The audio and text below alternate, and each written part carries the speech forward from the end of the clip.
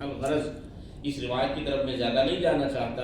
حضرت جبریل آئے اور حضرت یوسف کی حفاظت ہوئی. روایتوں میں آتا ہے کہ کچھ 3 دن آپ نے کنویں میں گزارے. کتنے؟ 3 دن. تو اللہ رب العزت چاہے تو حضرت موسیٰ کی پرورش سمندر میں ایک صندوق میں فرما دے. وہ وسائل کا اور والدین کے ذریعوں کا محتاج نہیں ہے. سمجھ رہے ہیں؟ وہ بغیر وسیلے اور ذریعے کے بھی اپنے، کیونکہ یہی تو سورہ ہود کے اندر 12ویں پارے کی ابتدا یہی سے ہوتی ہے نا کہ وَمَا مِن دَابَّةٍ فِي الْأَرْضِ إِلَّا عَلَى اللَّهِ رِزْقُهَا وَيَعْلَمُ مُسْتَقَرَّهَا. زمین میں کوئی چوپایا ایسا نہیں کہ جس کا رزق اللہ نے اپنے ذمہ کرم پر نہ لیا. اور اس کے علاوہ کون رزق اپنے ذمہ کرم پر لے سکتا ہے؟ کیوں؟ اس لیے کہ وہی ذات ہے یعلم مستقرها، جو لوگوں کے دنیا میں ٹھہرنے کی جگہوں کو بھی جانتا ہے.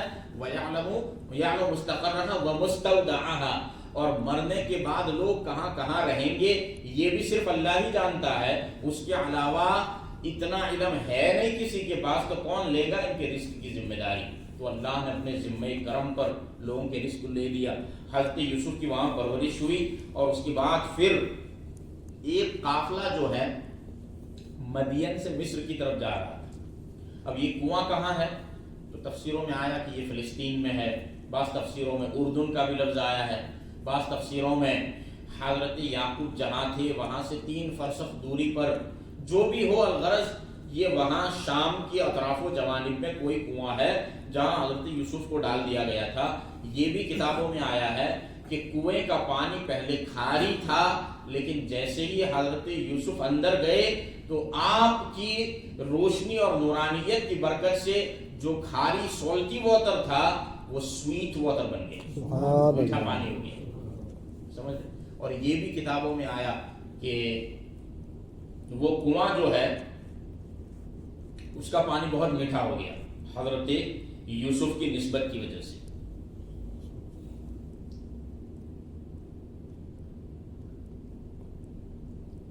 اچھا، حضرت یوسف جو ہے وہ کھاری پانی میں گرے تو وہ کھاری پانی جو ہے میٹھا ہوا. ہمارے آقا صرف لعاب دہن ڈال دیں تو وہ میٹھا ہو جائے. سبحان اللہ. واقعہ یوسف اور معجزہ مصطفیٰ میں بڑا فرق ہے. سمجھ رہے ہیں؟ اور حضرت یوسف پہنچے تو کھاری پانی جو ہے وہ میٹھا ہو جائے. مصطفیٰ چاہیں تو اپنی انگلیوں سے میٹھا پانی ڈائریکٹ جاری فرمائیں. جیسا کہ صلح حدیبیہ کے موقع پر 1500 صحابہ کرام سیراب ہوئے تھے. 1500، اور ان کے جانور بھی سیراب ہوئے تھے. انگلیاں ہیں فیض پر، ٹوٹے ہیں پیاسے جھوم کر، ندیاں پنجاب رحمت کی ہے جاری واہ واہ. حضرت یوسف جو ہے کنویں ہی میں تھے کہ ایک قافلہ جو ہے وہ مدین سے مصر کی طرف جا رہا تھا. تو قافلے والوں نے اپنے پن بھرے کو، ایک شخص ہوتا ہے جس کو پانی لانے کی جس کی ڈیوٹی لگی رہتی ہے، تو وجاء سیارۃ فارسلوا واردہم فادلی دلوہ، تو یہ پن بھرا آیا اور اس نے اپنا دول ڈالا. سمجھ رہے؟ تو دول کے اندر حضرت یوسف آ گئے، کیونکہ عمر تو ابھی چھوٹی تھی، اتنی زیادہ عمر تھی نہیں ان کی، اور پہلے کے دول جو ہے وہ بڑے رہتے ہوں گے. یا بشرا ھذا غلام، تو وہ خوش ہو گیا کہ یہ تو خوبصورت لڑکا ہے. اچھا، جب حضرت یوسف باہر آئے تو یہ بھائی جو ہیں پہلے تو وہ جھوٹا خون لگا کر کے کرتے کے اوپر حضرت یعقوب کے پاس چلے گئے تھے اور وہاں جا کر کے رونے پیٹنے لگے کہ حضرت یوسف کو بھیڑیا کھا گیا، ہم ان کا یہ قمیص لے کر کے آئے ہیں بدمین کذب، جس پر خون کا جھوٹا ڈبہ لے آئے تھے کسی بھیڑیے کو قتل کر کے. تو حضرت یعقوب نے یہ کہا تھا کہ مجھے معلوم ہے کہ یہ تمہاری بہانی بازیاں ہیں، لیکن فصبر جمیل، صبر ہی بہتر ہے. صبر جمیل اس کو کہتے ہیں کہ جس میں کوئی شکوہ اور شکایت نہ ہو. اور ایک جگہ یہ بھی لکھا ہے کہ صبر جمیل اسے کہتے ہیں کہ جس میں سارے دکھ اللہ کے علاوہ کسی کو نہ سنائے جائے، یعنی اسی بارگاہ میں گر گڑانا، وہیں الہا ہونا چاہیے، اس کے علاوہ کسی کے پاس گر گرانا نہیں چاہیے. اس کو صبر جمیل کہتے ہیں. ایک تفسیر میں بعض کتابوں میں یہ بھی آیا ہے. الغرض حضرت یعقوب نے صبر جمیل یہ کہا اور اس کے بعد پھر وہ پن بھرا آیا، حضرت یوسف کو اس نے نکالا، تو وہ لوگ وہیں تھے اس دن، اور انہوں نے دیکھا کہ یوسف باہر آ گئے ہیں۔ اس کے بعد پھر انہوں نے کہا حضرت یوسف کو کہ تم کو یہ ظاہر کرنا ہے کہ تم ہمارے بگوڑے غلام ہو، بھاگے ہوئے۔ حضرت یوسف چونکہ ڈر رہے تھے تو انہوں نے یہ کہا کہ یہ ہمارا بھاگا ہوا غلام ہے، اور بثمن بخس دراہم معدودہ، کھوٹے سکوں کے بدلے، سمجھ رہے حضرت یوسف کو انہوں نے جو ہے بیچ دیا بھائیوں نے، اسی پن بھرے کے ہاتھ۔ کتاب میں آیا ہے کہ یہ کچھ 20-22 دینار تھے یا درہم، ان میں بیچ دیا، اور وہ تو لے کر کے مصر پہنچے۔ اب مصر میں حضرت یوسف کی نیلامی ہونے لگی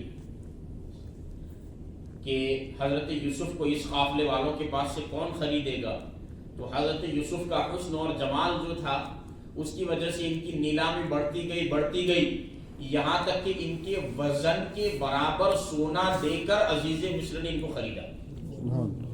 جتنا سونا ان کے وزن کا تھا اتنا سونا دے کر کے عزیز مصر نے حضرت یوسف کو خریدا۔ وقال الذي اشتراه من مصر لامرأته اکرمی مثواه، عزیز مصر لایا اور اپنی بیوی سے کہنے لگا اکرمی مثواه، اس کو اچھی طریقے سے رکھو، اس کی دیکھ بھال کرو، عسى ان ينفعنا او نتخذه ولدا، قریب ہے کہ ہم کو یہ نفع دے گا یا ہم اسی کو اپنا بیٹا بنا لیں گے، کیونکہ ہمارے پاس کوئی اولاد تو ہے نہیں، تو اسی کو اپنا منہ بولا بیٹا کہہ لیں گے۔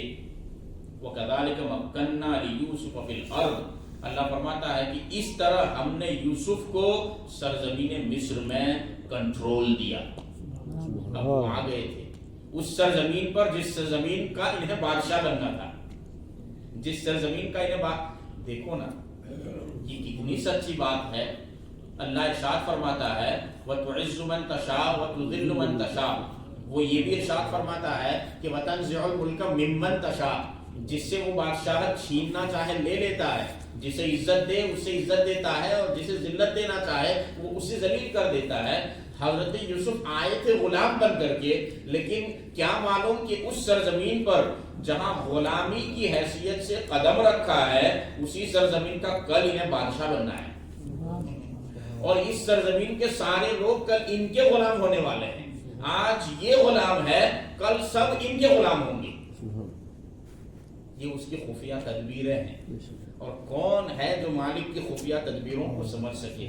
کل کیا ہونے والا ہے میں اور تم کیا جانیں، وہ صرف اللہ جانتا ہے کل کیا ہونے والا ہے، اور اس کے بتائے سے اس کا حبیب۔ اچھا، حضرت یوسف وہاں پہنچے، بات لمبی ہو رہی ہے، وقت ہو چکا ہے، ایک بس اسی قصے کو ختم کر دیتے ہیں، اور پھر اس کے بعد آزمائش، یہ ساری باتیں ہو سکے گا تو انشاءاللہ کل کی تفسیر میں۔ لیکن کل تو 10 رمضان ہے نا، آج 9 رمضان ہے، کل 10 ہے، تو حضرت سیدہ خدیجہ الکبریٰ رضی اللہ تعالیٰ عنہ کی یاد بھی تو منائیں گے، آپ کی بارگاہ میں ایصال ثواب بھی کرنا ہے، اور آپ کی بارگاہ میں خراج عقیدت و محبت بھی پیش کرنا ہے، کیونکہ یہ کیسے ہو سکتا ہے کہ حضرت خدیجہ کا دن آئے اور ان کی قربانیوں کو ہم اپریشیٹ نہ کریں، کیونکہ حضرت خدیجہ کی دین کی ترویج و اشاعت اور تبلیغ میں بہت ساری قربانیاں ہیں، سب سے پہلے انہی کی تو قربانیاں ہیں، سب سے پہلے انہی کی تو قربانیاں ہیں۔ تو انشاءاللہ کل حضرت خدیجہ کے حوالے سے ذکر ہوگا۔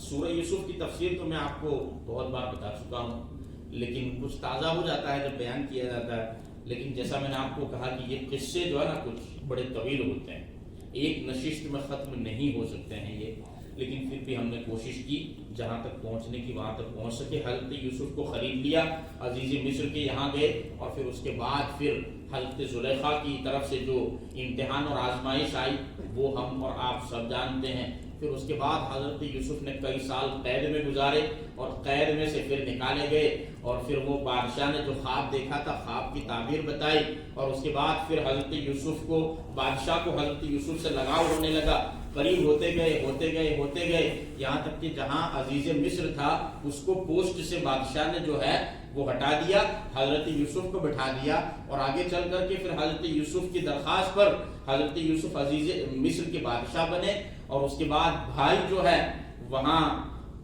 جہاں رہتے تھے وہاں جب قحط پڑا تو قحط کے زمانے میں حضرت یوسف کے پاس پہنچے بھیک مانگنے کے لیے اور کچھ لینے کے لیے.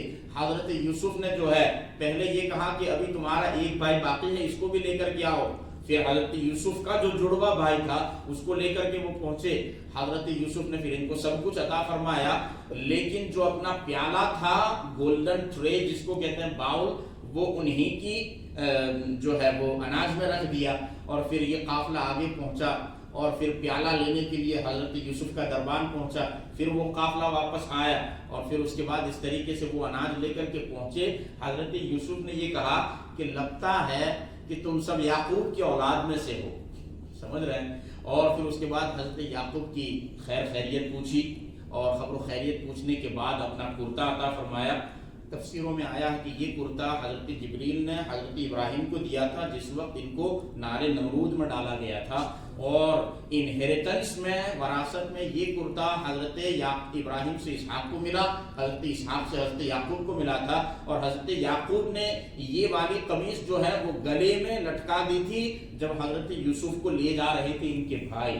تو یہی کرتا جو ہے وہ آپ نے دیا اور اس سے پھر حضرت یعقوب کو شفا ملی اور ان کی آنکھوں کی روشنی بحال ہوئی. اور پھر اس کے بعد حضرت یعقوب کو بھی لایا گیا، ان کی والدہ کو بھی لایا گیا. اور جو خواب دیکھا تھا 11 ستاروں والا اور چاند صورت والا، تو یہ خواب جو ہے اس کی تعبیر سجدے کے ذریعے پوری کرائی گئی. اور پھر حضرت یوسف کو بہت مقبولیت ملی، بہت مقبولیت ملی. لیکن آپ نے یہ دعا کی کہ رب قد آتیتنی من الملک وعلمتنی من تأویل الاحادیث فاطر السماوات والارض انت ولی فی الدنیا والآخرہ توفنی مسلما والحقنی بالصالحین. اے میرے رب، تو نے مجھے بادشاہت بھی عطا فرمائی، خوابوں کی تعبیر جاننے کا علم بھی عطا فرمایا. اے زمین و آسمان کے خالق، جب تک میں زندہ رہوں ایمان کے ساتھ زندہ رکھ. توفنی مسلمہ، مسلمان ہونے کی حالت میں مجھے موت دے. والحقنی بالصالحین، اور مرنے کے بعد جو تیرے قرب خاص کے سزاوار ہیں ان کے ساتھ مجھے ملا دے. حضرت یوسف کا جب وصال ہوا تو ہر قبیلہ اور مصر کا ہر شہر جو ہے وہ یہ چاہتا تھا کہ حضرت یوسف کی قبر ان کی بستی میں بننی چاہیے. لیکن جب دیکھا کہ جھگڑا پیدا ہونے کی صورت ہے تو لوگوں نے سوچا کہ دریائے نیل میں حضرت یوسف کو دفناتے ہیں، کیونکہ دریائے نیل سے پانی ان کی قبر سے ہو کر کے گزرے گا تو برکت سبھی حاصل کریں گی. پھر اس کے بعد بہت ساری مدت گزری، وہاں سے پھر حضرت یوسف کو نکالا گیا اور حضرت یوسف کو وہاں سے نکال کر جہاں ان کے آباء و اجداد حضرت ابراہیم، حضرت اسحاق، حضرت یعقوب دفن ہے وہیں ان کو دفن کر دیا گیا. یعنی سرزمین فلسطین جس کے بارے میں اللہ نے ارشاد فرمایا بارکنا حولہ، اس کے اردا گرد ہم نے برکتیں ہی برکتیں رکھی ہیں. تو یہ حضرت یوسف کا واقعہ ہے اور یہ اس کا خلاصہ ہے. اللہ تعالیٰ ہم سب کو کہنے سننے سے زیادہ عمل کی توفیق عطا فرمائے. آمین بجاہ النبی الکریم صلی اللہ تعالی علیہ وسلم. وآخر دعوانا الحمد للہ رب العالمین.